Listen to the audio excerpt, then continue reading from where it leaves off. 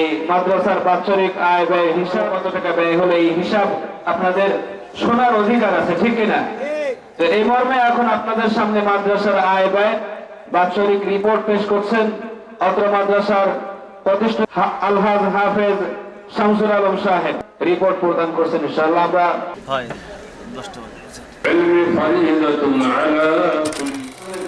গত বছরে ছিল নভেম্বর মাসে 2023 হইতে 2024 সালের জানুয়ারি 31 পর্যন্ত আপনাদের সামনে হিসাব দেওয়া হয়েছে।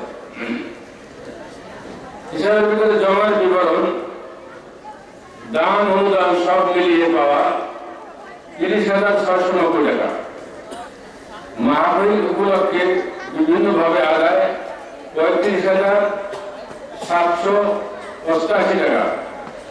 সেটা আবার ডিসেম্বরে ধান আদায় হয়েছে, বছর হয়েছে, সব মিলিয়ে 28,537 টাকা। ছাত্র ছাত্রীদের বেতন ও ভর্তি বাবদ পাওয়া 40,998 টাকা। খরচের বিবরণ, পূর্বের বছরে কর্য পরিষদ, আমাদের কর্য ছিল গত মাহফিলে আমি এটা বলছি, সেই হিসাবটা আছে আমার কাছে, 61,255 টাকা। শিক্ষক শিক্ষিকাদের বেতন বাবদ দেওয়া 1,10,590 টাকা।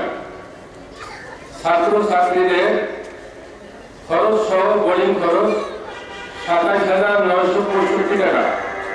কারেন্ট বিল দেওয়া বাবদ 15,627 টাকা।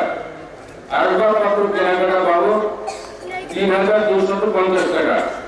যাতায়াত খরচ 3,295 টাকা।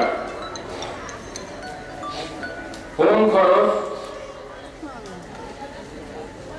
2,395 টাকা।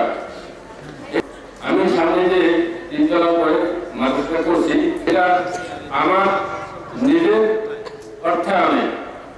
তো এখানে আমি এটা